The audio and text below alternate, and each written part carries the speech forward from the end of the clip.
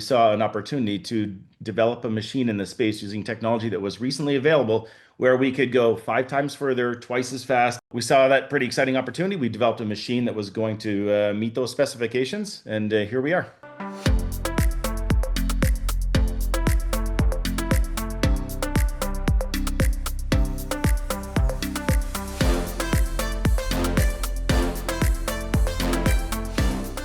It's Jannarone. Very happy to be here with a special guest. We have the co-founder and CEO of Horizon Aircraft. We've got Brandon Robinson, who's going to tell us all about this fascinating technology.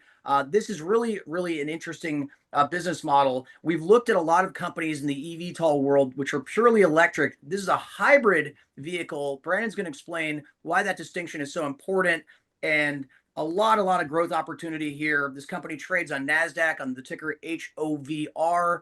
We're going to hear more about public company life. By the way, this company is going to report earnings later this month, so more news on the way. But let's jump right into it. I'm going to pass the baton to Jarrett Banks, who's going to bring Brandon onto the show, and we're going to learn more about Horizon Aircraft. Jarrett, go ahead. Thanks, John, and welcome to the program, Brandon. Hey, welcome. Thank you. Really appreciate the opportunity. Great, let's jump right into it. Tell us a little bit about the aircraft and why it was designed. So we were really excited about this advanced air mobility space in the eVTOL world back in circa 2018, 2019, when we looked really in detail about the technology that was taking shape. We loved a lot of the designs. These all electric architectures were going to do some amazing work over short distances, high frequency routes, and really transform the way people moved.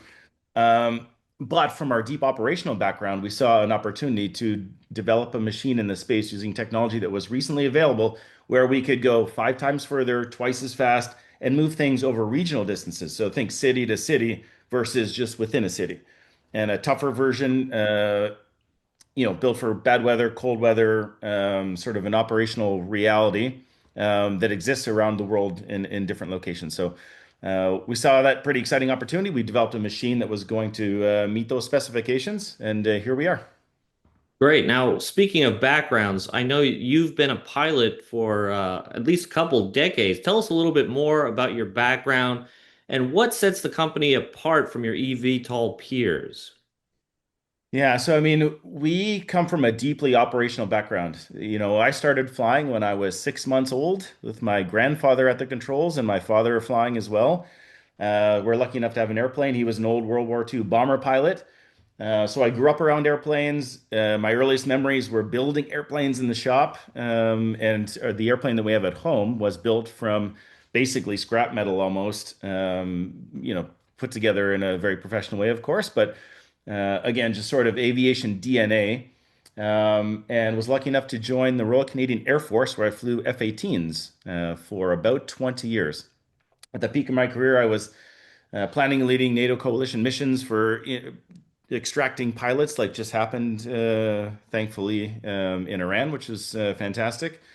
And viscerally would have liked an airplane like we're building right now. So the military capability to be able to land anywhere where there's no infrastructure and get somebody out quickly, or put special forces in quickly with low IR signature, low radar signature. A lot of really interesting missions that this thing could have done that would have been really useful in the Air Force when I was flying. All right, you've got aviation in your DNA, it sounds like. What types of applications and missions is the Cavorite X7 designed for? So essentially, I could boil it down to a pretty simple statement. About half of the helicopters in the world simply go from one point to another. They don't need long duration hover where you have to sit in one place and, maybe try to extract somebody that's, in trouble. Half of the helicopters in the entire world simply go from one point to another. If you want to do that mission and you want to do it twice as fast and 75% cheaper per mile, in a much safer fashion, I mean, then our airplane is going to be really interesting to any operator in the world. So think emergency medical services. So imagine getting someone to the hospital in half the time. Imagine getting critical organs to a hospital from a distant location in half the time at 75% lower cost. Or radioactive isotope cancer research drugs, anything where time is important and cost is important and safety is important, and you need a helicopter to do it. I mean, our airplane is going to be pretty useful. Makes sense. As John said earlier, it is hybrid. Why go hybrid and not all electric like some of your competitors in the eVTOL space? Yeah, so great question. And I remind everyone that we're pretty excited about the all-electric space as well. Where the Jobies and the Archers and the Betas of the world are going to do some really great work over shorter distances in good weather. The hybrid model allows us to leverage fuel, jet fuel, traditional fuel on board. That is, I remind everyone, is currently still about 30 to 40 times more energy dense than the best battery. So instead of 2,500 pounds of batteries on board, we have a much smaller amount of batteries on board, and we leverage jet fuel, again, much more energy dense. And that gives us a combination with our configuration and also the fuel source that gives us our range and our distance and our speed and safety advantage. All right. Now, what are some of the advantages here? I mean, this is not just another air taxi, right? Well, yeah, and I was remiss in a few other pieces of that hybrid electric technology. We do not require any infrastructure whatsoever, right? So as long as we have gas on board, the aircraft can take off, can recharge itself en route, complete a landing, and then you don't have to find the world's largest extension cord. It will charge itself at some remote location and be able to fly away again, as long as there's fuel. So we figure we know that that's a very significant advantage. Alongside, again, the speed about twice as fast and range about 5 times further than some of the competition can go. And again, I wouldn't even really call it competition. I would call it a complementary sort of service, right? Again, the high frequency, low margin routes over 0 to 50 miles, or a little bit further for the traditional eVTOL companies, and then we can take everything above that. So, again, instead of within cities, between cities, if that makes sense. All right. Now, what do the next couple of years look like for Horizon? And do you guys have some targets on testing and certification? So we have completed a very significant test program with our large scale prototype. So again, 22-foot wingspan, 15 feet long. This thing's a very significant aircraft, not a small drone like you might think of.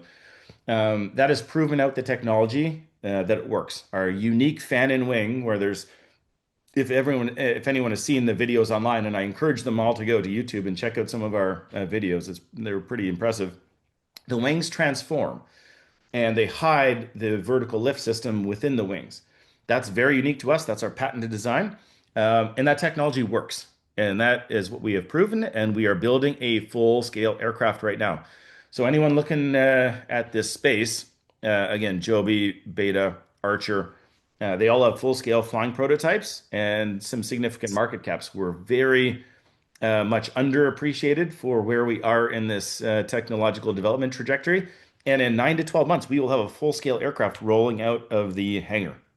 When that happens, we'll join a very elite group of companies, again, that have technology proven out at the full scale. Okay. How do you accelerate progress while managing the capital required to support the company? Well, and again, as a eVTOL 2.0 company, kind of a second mover in this space, we have the luxury of designing an aircraft and building an aircraft where all of the regulatory infrastructure is in place. So all the rules have been written. We know exactly what we need to do. That was not the case 5 years ago. So a lot of these companies built up very quickly and then had to do multiple redesign efforts and essentially wait for the regulatory frameworks to coalesce to a place where they could understand what they were designing to. We have the luxury of, again, being a kind of a second mover in this space. We can move quickly, we can be capital efficient, and we can design an aircraft to the rules that now exist, which is great. All right. Sounds like a big advantage there in being part of the second wave. If we could, I'd like to just drill down a bit into some of the military applications. Oh man, well, so again, at the peak of my military career, I was planning and leading NATO coalition strike missions and personnel recovery missions in training, where we'd have to go across enemy lines and pick up down pilots or insert special forces folks to delicate locations that don't have prepared runways.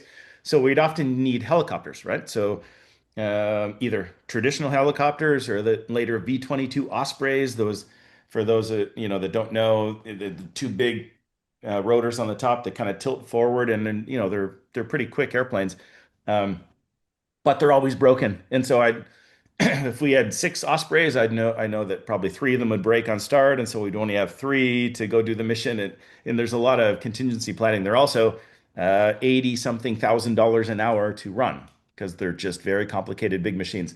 If instead of six or four V-22 Ospreys, we had 20 or 30 of our aircraft, which would be an order of magnitude still cheaper. You'd get there faster. You'd have a lot more contingency on board, and you'd be able to do some really interesting missions in a more efficient manner. So I would have loved to have this capability on board when I was back in the day when I was planning and leading these missions, and that's a good litmus test that you're making a machine that's going to be useful in the real world. All right. Now you're also targeting all-weather flight. Is this rare for eVTOLs? This is very rare. So most eVTOLs have open rotor technology, and perhaps a lot of the folks that are going to be listening to this don't know, but helicopters and any open rotor architecture, they are not very good at flying in clouds and in icing conditions. So when the clouds are cold, there's little water droplets that can freeze on those rotors, and that's why helicopters, for the most part, do not fly in clouds. There's only a handful of helicopters in the world that can actually fly in known icing conditions, and that severely limits operations and operational utility. Imagine you're showing up as a person that wants to go somewhere in a helicopter, and you're told no because there's these clouds. And you're like, well, why can't I just go there? That's very difficult for helicopter operators to explain to their clients, and also it limits operations that are critical with emergency medical services, etc. Having a operationally robust aircraft that can fly in all weather conditions and fly in known icing conditions, it opens up all sorts of operational opportunity. So we think that's a huge advantage for our particular design. Gotcha. All right. I'm going to pass the baton to my colleague John here.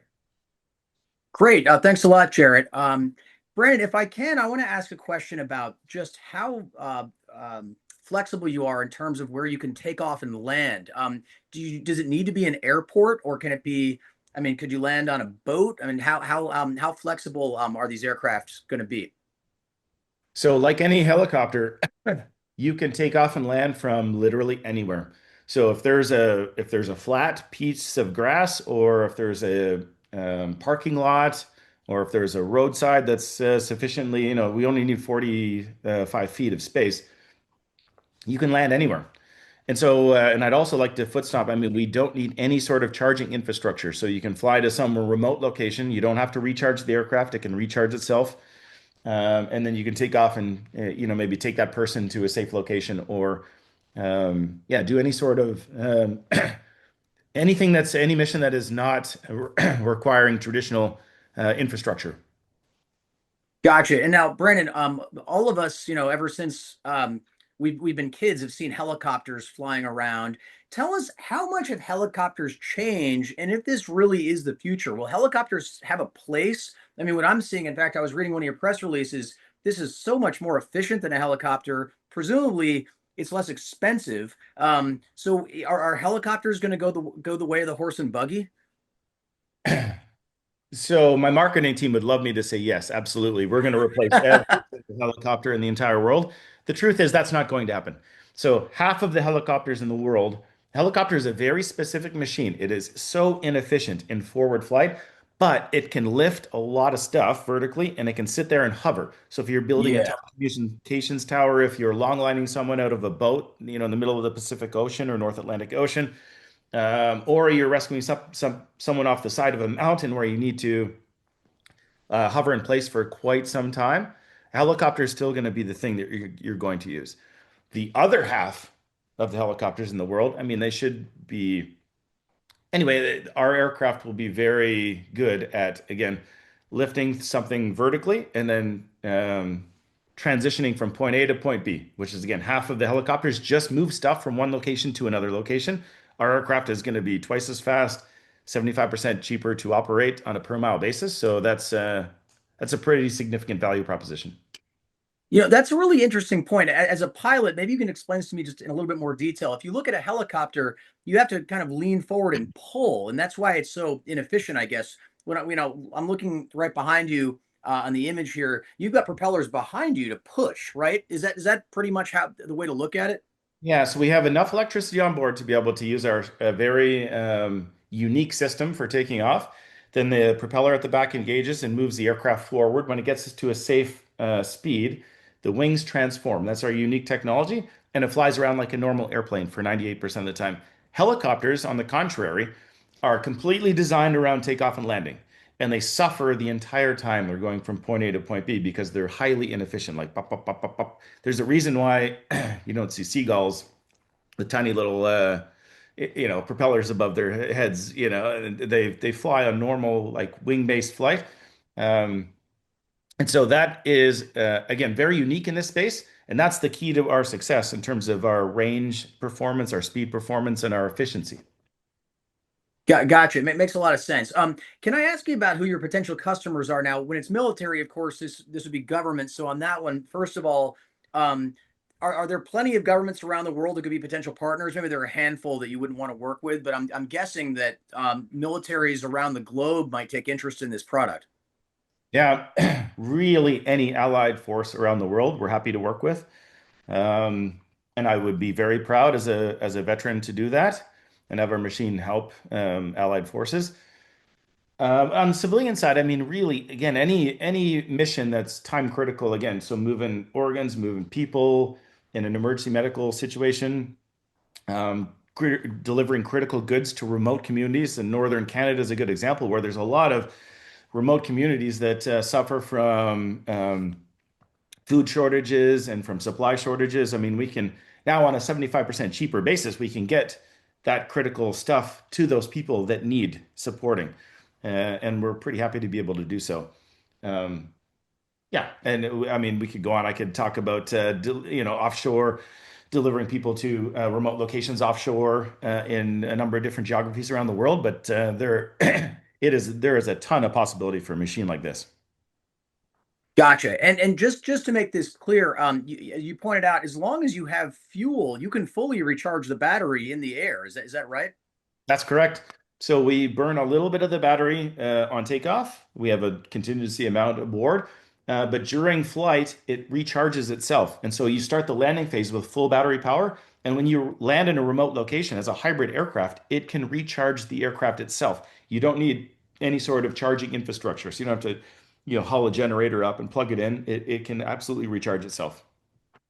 What would you say the sweet spot is for distance? Would it be a few hundred miles as opposed to some of these other all electrics, which are more like 100 miles or less? That's right. So most of the all-electric machines, when you factor in temperature and operational contingencies, they'll be in the 0 to 50 mile range. We're in the 0 to 500 mile range. So again, moving is just, I think it's simply moving between cities, not just within a city. I gotcha. Now it looks like you can hold 7 passengers. Is that more than some of the all electric models out there? Yeah, there's a lot of folks that their machines can carry 4 people. We can carry 6 people in the back, and then of course a pilot, and also there's a spot for a co-pilot as well up front for training and for a bunch of different reasons. But yeah, that's unique, and we're afforded that because again, and we're saving an extra 1,000 pounds of lithium-ion batteries and putting 1,000 more pounds of useful load on board. So instead of carrying 3 to 4 people, we can carry 6 to 7 folks. Great. Now, I believe last May, correct me if I'm wrong, you had a really important test flight. Can you tell us about what investors might want to keep an eye on going forward as you get closer to full certification? Yeah, so that important test flight was a key validation of our technology that's proprietary, that's patented, whereby we can transform the wings in a special way. Again, I welcome folks to hit YouTube up and check out some of the flight testing that we openly publish there.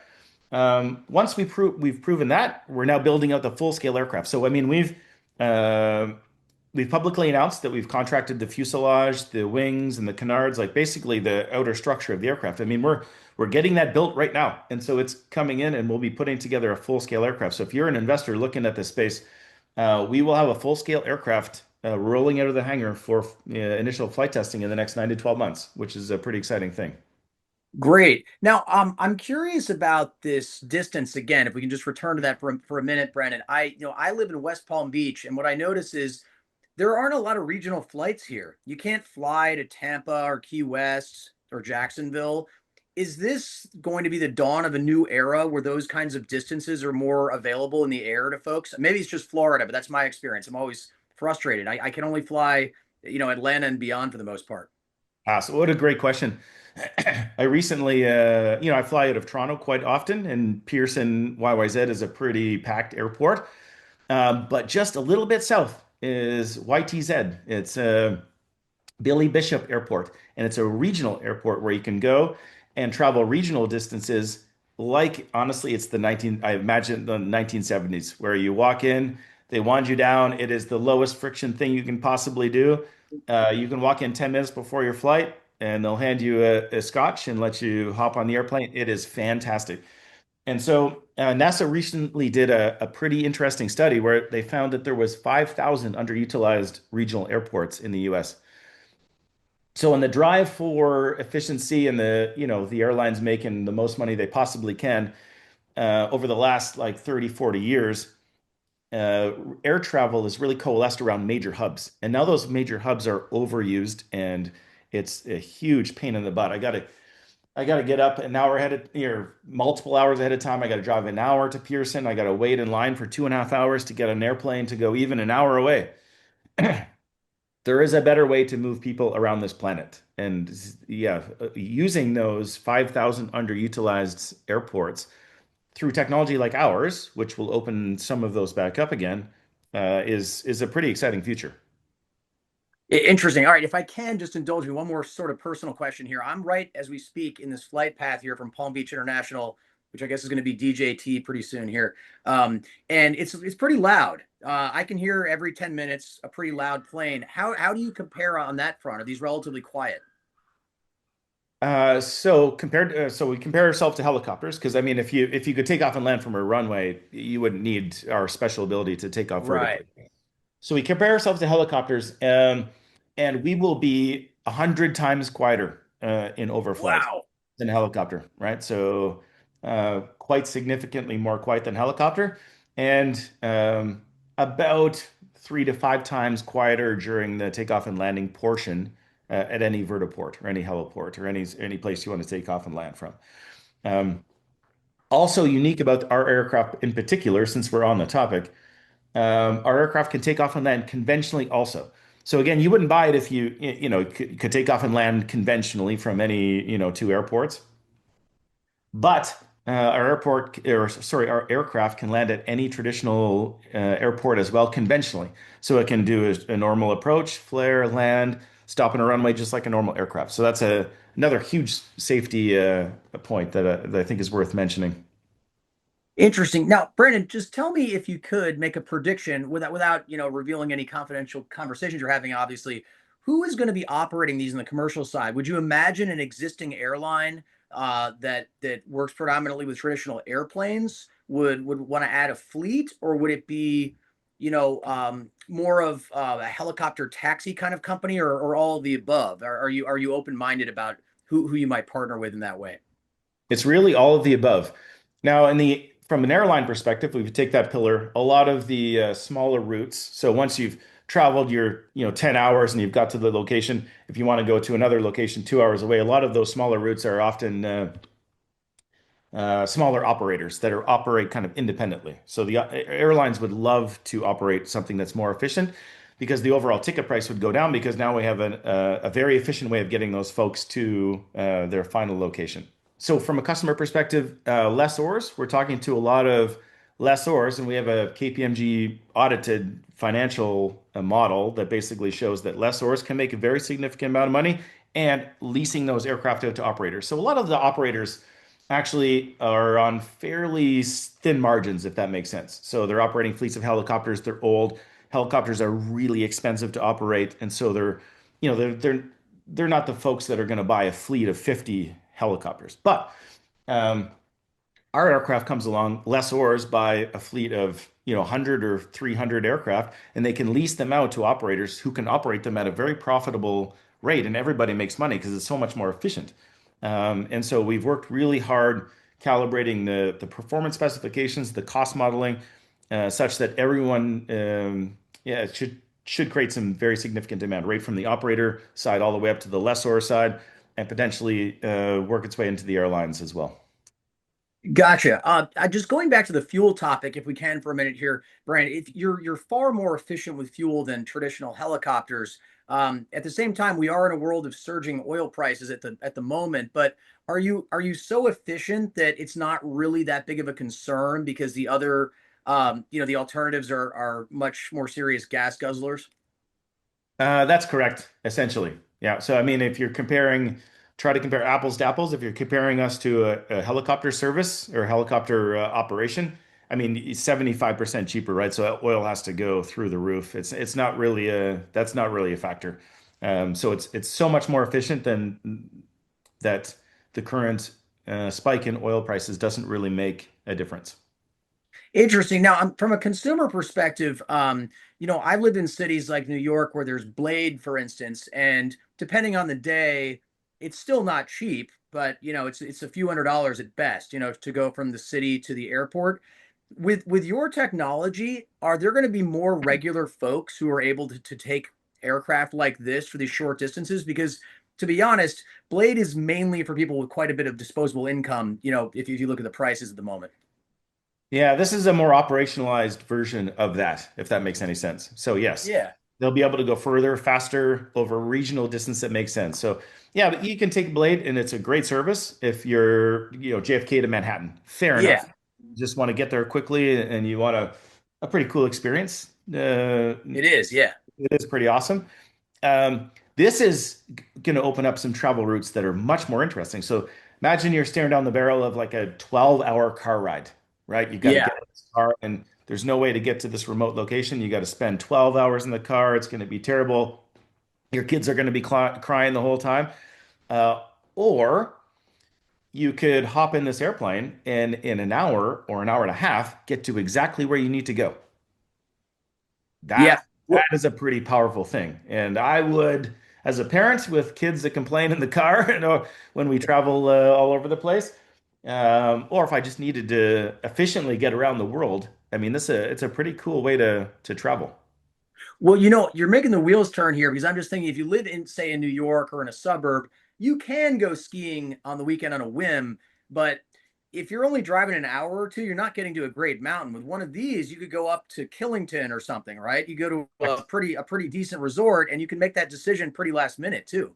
You could. Yep. And that's what we're really excited about, alongside all of the other emergency medical services stuff and all of the really critical work it'll do around the world. It'll help people just get where they need to go in a more efficient manner. And that's, like I said, just a better mousetrap it's going to help a lot of folks. Great. Now, can in the last few minutes here, Brennan, can we dig a bit into the numbers? A lot of companies that are developing new tech like this are somewhat capital intensive. How are you balancing, the need to invest in getting the technology certified to the finish line while also being careful about, not spending too much money? So I get a lot of questions around this, and how have you been able to come so far with such an efficient capital burn? It comes down to a number of different pillars. One, we're like an eVTOL 2.0 company, like I mentioned at the beginning. We were able to take the advantage of having all of the rules sorted out for us to be able to design a machine to be very efficiently certified. That's number one. Number two, we are not being operators at the same time as aircraft manufacturers. So a lot of these other companies are both building the aircraft, of course, building production facilities, etc., but also building out entire giant arms of their company that is going to operate these things. That is a complicated thing to do. We just want to build a great machine for the world, and the demand will for itself, and that'll generate revenue. Um, we don't want to be an air taxi company when it comes to the operational side. We just want to build a really awesome machine. and a really safe and fast machine as well. So that's pillar number two. Pillar number three, we're able to operate in a very efficient manner north of the border. So we're in Canada. We're listed on the Nasdaq, HOVR. But of course, as a Canadian company with Transport Canada Civil Aviation, in the FAA, sorry, in the US, there's hundreds of these companies trying to vie for certification and get the FAA's attention. In Canada, we get to be a bit of a bigger fish in a small pond, and that allows us to be very efficient through certification. So our plan to operate in a very capital efficient manner north of the border is fantastic, and we're very fortunate to be exactly in this sort of space-time point. Now, Brandon, obviously, we'd love to see you succeed across uses, but is there one use versus another that investors should be especially excited about? On the military side, or I mean, again, I know you can't announce a deal here with us on camera, but where do you tell investors, this is where the first most exciting action is going to take place? I mean, obviously, again, we'd like to see you do it all, but is there one area you're most excited about in the near term? Well, if investors have done the research, they know that we won a US AFWERX, AFWERX, high-speed VTOL competition a couple of years ago. Um, let's just say that put us on the radar for some of the major defense prime contractors. And I mean, if you're a major defense prime, Lockheed Martin, Northrop Grumman, anybody, you would definitely be interested in a technology that's patented, that's fully tested, that essentially can take a helicopter and make it move twice as fast in a much more efficient manner to get people where they need to go, to get troops out. There's all sorts of defense missions that would be quite interested. So that's on the defense side, and I think that is very promising. If I can say that. On the civilian side, of course, again, the missions I'm most excited about are the near-term missions. Imagine getting someone to the hospital in half the time that's critically injured and saving their life. I mean, that would be fantastic. And oh, by the way, the bill is going to be three-quarters less than it would have been. So it would have been 25% of the original bill of a very expensive emergency medical helicopter that costs 10 million plus showing up, and it costs $40,000 an hour to operate. So, And, yeah. oh, sorry, I was going to say, and presumably, most any hospital has a helicopter pad already, right? So it's not like there's anything new that needs to be Correct. put in place. Correct. Absolutely. And then again, you can also use traditional existing aircraft, airports and airfields, right? They all have plenty of room for you. That's How, correct. Yeah. but now, if you were in a pinch, could you land on, say, the top of a parking garage or something like that? Is that Good. feasible? Yeah. So it's like an airplane, except so all the efficiency of an airplane with all of the contingency ability of a helicopter, where if you just need to find a flat piece of concrete or grass or anything, and you just got to fit the wings down and it can land, and it in an emergency. Um, so imagine, some hurricane rolls through and takes down the entire power grid. Again, it's hybrid electric, so you don't need any charging infrastructure. You can deploy these twice as quick in a much cheaper and more efficient fashion, and you can start helping folks right away. You can land anywhere that you can find that's flat, and deliver critical goods to those in need.